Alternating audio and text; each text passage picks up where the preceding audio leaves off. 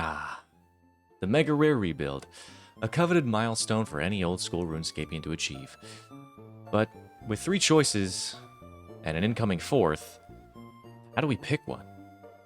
My name is Gis, and I'm here to help you sort out that very question. Let's get right into it. We can talk about the awkward one first. Tumeken Shadow, a lot of people's favorites. It's a big stick, it hits really hard, it's pretty easy to use, and it's fun. Now, this wouldn't have been awkward a year ago, but some things have happened that altered the landscape a bit for our newest Mega Rare. New, by the way. The Eye of Ayak, Confliction Gauntlets, and a looming rework/update of the Shadow itself, they're here, which makes this choice a little bit strange. And I want to go into some calcs, and hopefully all these numbers don't scare you. But I just want to make a little bit of a point for you here. So what I have on screen is a couple different setups, and I'm going to be comparing the second BIS to current BIS, which you'll be surprised that it's not that far off. Right now we're looking at the Great Olm, the Mage Hand in particular, which these first 2 setups are both max, minus a Magus Ring, but you don't really wear a Magus Ring anywhere, so we're not going to worry about the Magus Ring. Sometimes it makes the difference. Most of the time you don't use it.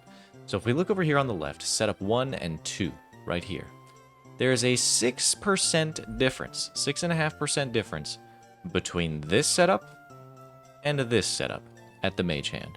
And yes, you can do an Ayak walk at Mage Hand. You might be wondering, well, who cares? Well, the reason you should care is if we go to the detailed descriptions here, the setup on the left is half the price of the setup on the right because of the Shadow. Now, you can do with that information what you will, but the current second BIS for Magic is really not that far off of a Shadow, which is strange. And it gets even stranger when you can't pump the amount of money into the Shadow that you would need to make it super useful. And that's what these 2 setups are going to be here. So I'm going to cancel out the max setups so we can get a better read over here. And if you'll notice, the Shadow is now worse. That's a little bit weird. You'll see we are hearted and we're praying augury. And on Mage Hand, the Shadow is now worse. By a smidge, but it's worse. And that matters because this setup is 294 mil, called 300 mil, and this setup is basically a bill. So for 700 mil less, you do more. So the Shadow is now in a very weird spot, because we also do not exactly know what the update/rework to the Shadow is going to be. It has been confirmed on Reddit. I believe Mod Goblin did say that they have the rework done. Like, it's done in-house. They have reworked it, but they didn't want to release it with all of the other things coming out. So the Deadman mode was going on, and the new quest is coming out next week, so they held off. But you can assume that the rework/change is coming soon. And your opinion might change once we get that rework. But again, we have no idea what it is.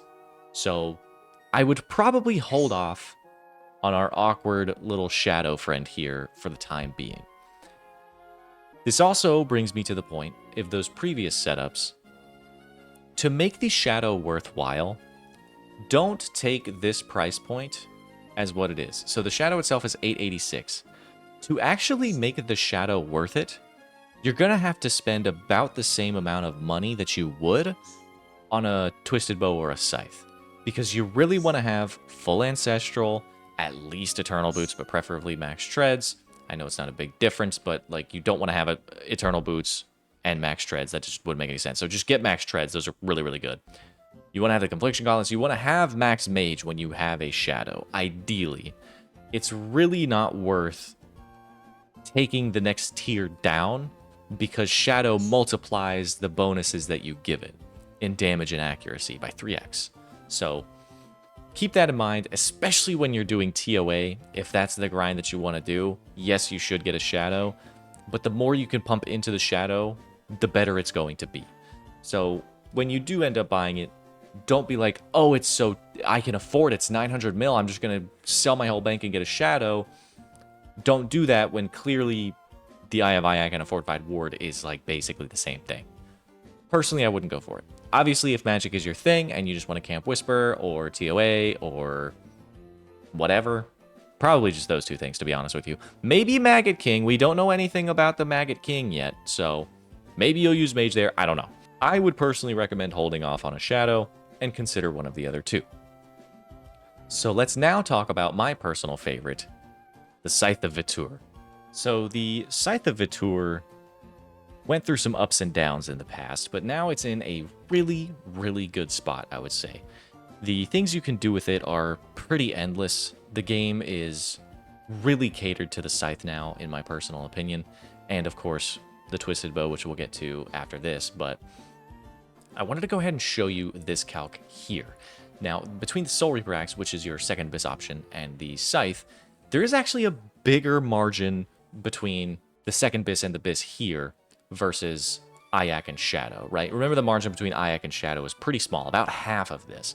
But the Scythe on a Javelin Colossus in the Colosseum, which is where Scythe is great, Soul Reaper Axe is great.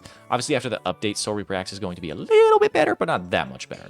It's going to be a little bit better, but not that much better. So take that with a grain of salt. It'll probably be like 2%-ish better than what it is. So 10% of an upgrade is pretty solid. 10% DPS is a big deal. I know it's hard to quantify the DPS numbers, but 10% is a big deal. Getting things dead faster matters a lot in this game, especially in somewhere like Colosseum.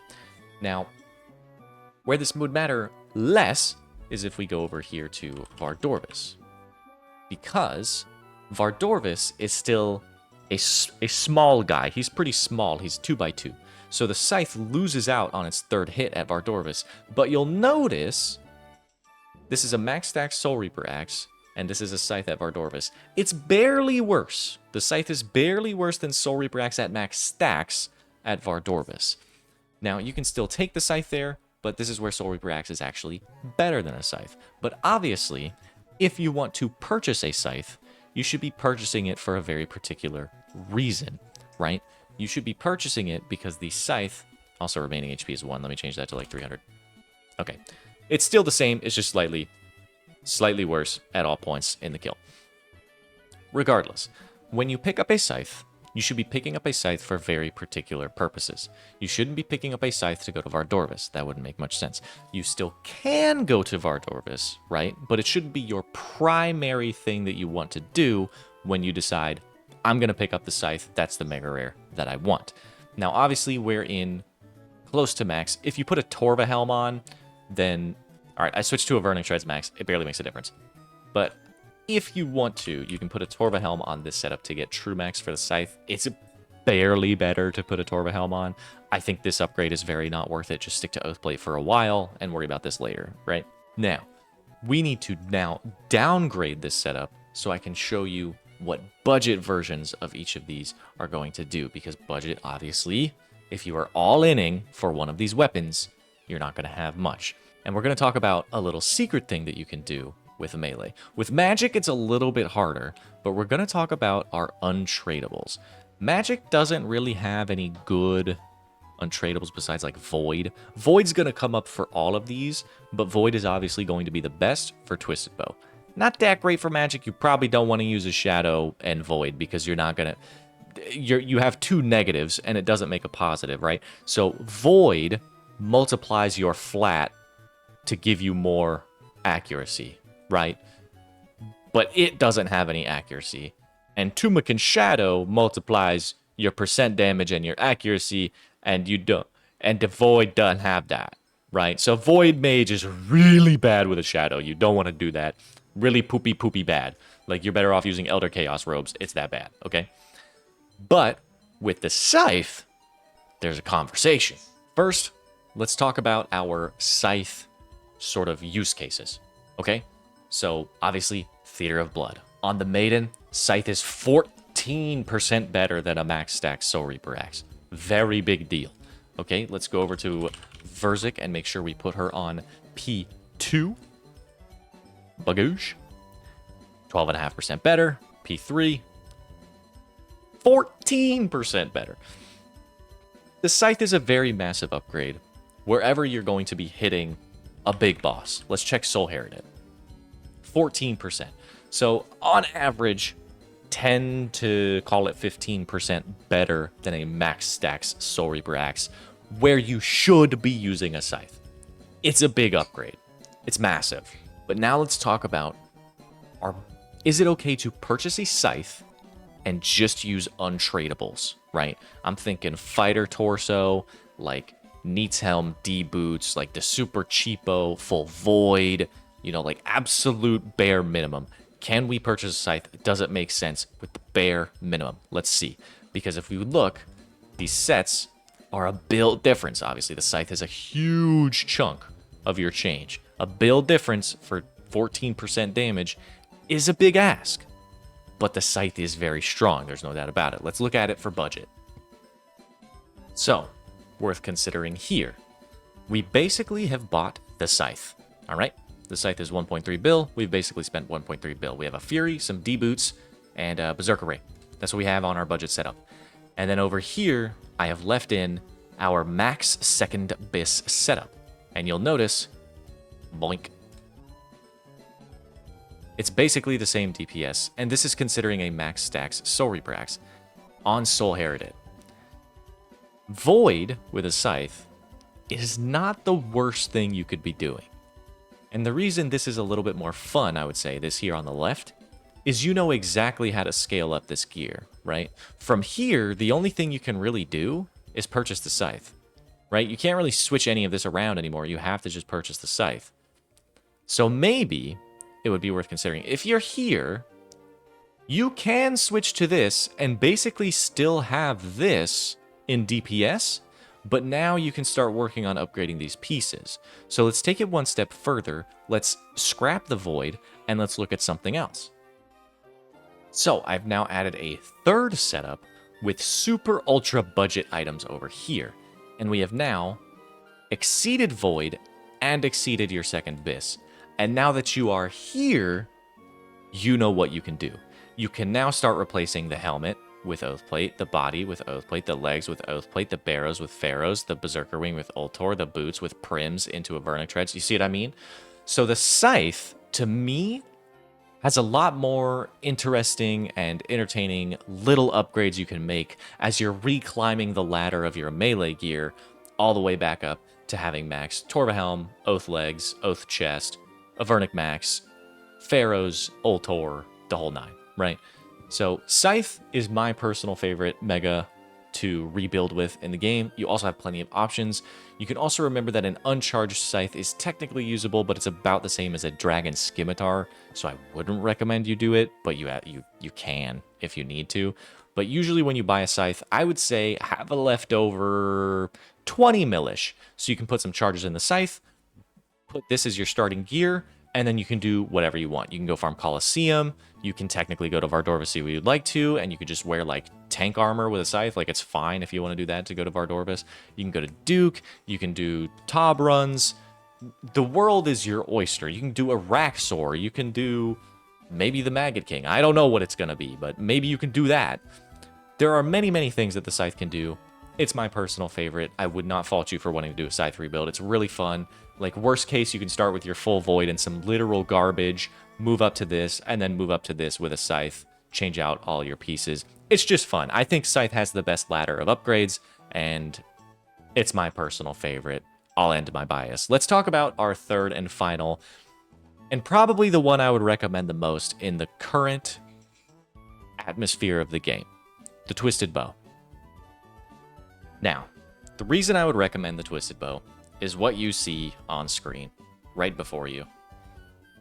It doesn't take much to make this weapon work. And I'll even take it one step further and add one more setup. As you'll see, the full Void setup is 1% worse than the complete max range setup, barring what's coming with Maggot King. So Secret Arrows plus the new Anguish upgrade is coming. We can also look at that now. So before I add our other setup, let's actually look at the new stuff that's coming. So we can duplicate both of these setups, and we can actually go to the Anguish upgrade right here, the Big Anguish, which I have added, Bagoosh, because I'm a beast. I don't know what it's called, but we got Big Anguish and Big Anguish. And then we can go Dragon Arrow, And you'll see Seeker is already in. Dragon Arrow, Seeker. So now, the gap is even narrower. Obviously, we're getting a significant amount of damage upgrade for the Void set because we're pumping more flat accuracy into the Void. I know it's a little bit hard to read. Let me see if I can clear this up a little bit for you. Let me take out the max setups for now so you guys can read this a little easier. What the Seeker Arrows and Anguish are doing for a Void is pretty insane. It's just making it more accurate, and that's all Void cares about. Void is giving you a bajillion damage. The problem is the armor itself has no accuracy, so on a tankier mob, it's a little bit harder to hit stuff because you're less accurate, right? That's where the Masori comes in. Masori has a bunch of flat accuracy. But I'm also going to raise you an interesting little thought experiment here. We are on the Great Ulm Head, and I can go ahead and click CM or whatever. It doesn't really matter. Obviously, if we put a CM, it's going to be a 1.5% worse, but, you know, the principle still stands of what I'm going for here. So, let me show you one more thing. Okay, so the last thing I want to show for the T-bow here is we have 3 setups. Let me go ahead and make this maxed, actually, just to get the point across even more of how goofy the Twisted Bow is. Okay, so this is a max range setup. Turbo max. You cannot go higher than this. Void is 9% worse. Black D'hide is 13% worse. But this has the same level of scaling, to me, that the Scythe does. Sort of. Because you can start upgrading these pieces to Masori to get the additional benefit. But you'll notice 78 max hit versus 82 max hit with a Void. The reason Void is worse, you're like, oh, wait, it has a higher max hit. How could it be worse? The accuracy, right? We're not feeding the flat accuracy into the Void yet. But when the Maggot King comes out next week, we'll have the extra Seeker Arrow accuracy, so plus 20 accuracy, and the Big Anguish, okay? So if we compare what's coming to what is current max, this is current max, okay? 9.64, current max. You can start here. This is like actual pennies, right? It's just the T-bow. But with what's coming, watch how much we're going to shore up the gap, okay? It's going to make, the update that's coming, is going to make Void almost as good as current max, okay? On a 300 raid level at Warden. Void is going to be almost as good as current max range, okay? These 2 upgrades are very, very strong for the Void setup. Not to mention, if we head over to where the Twisted Bow truly shines, one of the best moneymakers in the game, okay? The old argument was that Masori was better at doing Delve 1 through 8 and resetting, and that Void was better for deep delving because you're going to spend more time damaging the car phase. But if you'll look on screen here, the update that is coming with the Maggot King is going to make a Void at Doom be just as good doing 1 through 8s as current max range is doing it right now. Now, obviously, if I put the Big Anguish and the Big Seeker Arrows on the current max range setup, it will also get a DPS increase. But I'm doing this to show you how insane Void and a T-bow is going to be after this update, and it just is currently because the T-bow is broken. Like, all the stats are on the bow. You don't really need armor to make the bow work. All the stats are on the bow. The Scythe and the Shadow both really, really like to have stats put into them to use them more. The T-bow doesn't care. It's completely self-sufficient. You have the bow, you have your arrows, you're basically chilling. You can upgrade your damage a little bit. Now let's look at the 100% accuracy phase for Doom and what's going to be happening. It's absurdly good, okay? 14.3 DPS, your TTK is 38 seconds on Doom. It's better than current BIS range by a mile. 6% better is a big deal. I promise you it's a big deal. Getting these car phases dead this much faster is a big deal. I know it's like little numbers to most people, but it's a big deal, okay? Void is now going to be just better, I think. Across the board, it's just going to be better once we have Seeker Arrows and this Big Anguish from Maggot King. It's already great. It's already what I use. And if you're looking to do a rebuild and you're ready to just power farm something, I would recommend the T-Bow personally, okay? But you have to consider, what content do you want to do? Do you want to do content where the Scythe is good? Do you want to do content where the Shadow is good? Do you want to do content where the T-Bow is good, right? If you're willing to go do Doom, grab a T-Bow. If you want to do TOA, you grab a Shadow. If you want to do Colosseum, Duke, Araxor, Theater of Blood, Vardorvis, whatever, grab a Scythe, okay? Obviously, everybody knows, grab the Mega that's good for the content that you want to do. But what I really wanted to drive home this video was the subtle differences between gear sets for all the Megas, and the fact that the Shadow is just in a really weird spot, okay? So if you're leaning Shadow, maybe give it a second, maybe wait, maybe chill. You can buy the IAC, like the second BIS setup that I showed back earlier in the video, and maybe hang out on that for a little bit, and then jump to the Shadow once we know what's going to happen with the rework and everything. But for now, I would say go Scythe or T-Bow. Leave Mage for last, because you can really coast on full Blue Moon, an Eye of Iac, and a Fortified Ward for, like, ever, to be honest. I am personally going to leave Magic for last. And I'll go ahead and show you what my current bank looks like so you can know sort of where my thought process is, knowing all of the information that I know. Okay, so this is my current gear tab. As you can see, I have had all three Megas. I have had a Shadow, I have had a Scythe, and I have had a T-Bow. I am currently saving to repurchase my Scythe. So I've just been running Doom, and I've been just slamming Doom. So if we go over here, I've been slamming Doom, a bunch of Deep Delves, we have 5 Treads, 6 Cloths, a bajillion Demon Tears. We've made a bill, and I'm still not done. But I've basically made a Mega at Doom. I'm going to go back, that's why I bought the T-Bow, and I'm going to keep cruising. Where my head is at right now, with getting max gear by Raids 4, is I'm just going to keep slamming Doom, but I want to get the Scythe next. Because Scythe also gives me access to Colosseum, which is mostly what I want to run right now. I could go get a Soul Reaper Axe, I guess, if I wanted to, because they're spiked a little bit, but I probably won't. But the current game plan is just grab Scythe so I can go back to Colosseum and have Colosseum and Doom as my current moneymakers. Because whenever I look at Magic, I have this setup for Magic, okay?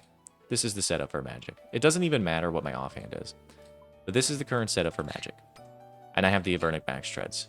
Because these are insane. Get your Max Treads, these are insane. Okay? This setup is fine. This is going to be fine. Whatever I need to do with Magic, this is going to be fine. But that's the thing. In the current game, there's not that much that you need to do with Magic. Because sometimes you can just use this thing. Instead of, like at TOA, sure I can get a Shadow and it would be better. But I can just use a T-Bow. A T-Bow and a Fang is like, that's all you really need. You can do that too, right?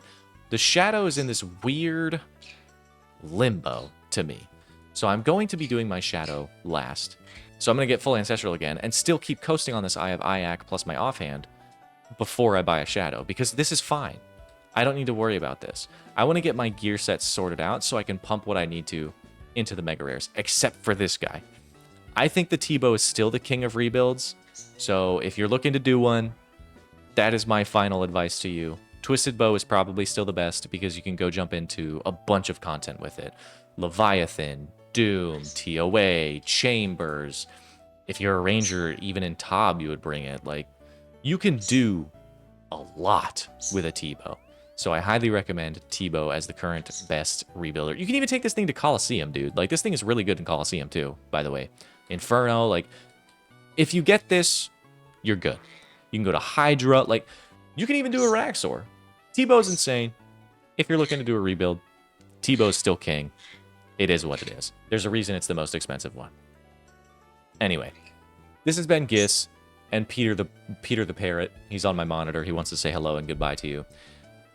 I hope you guys are doing great. I have guides on everything that you would need to really do in this game to make money. So if you are curious, go check those out. There's a playlist on my channel, OSRS Guides.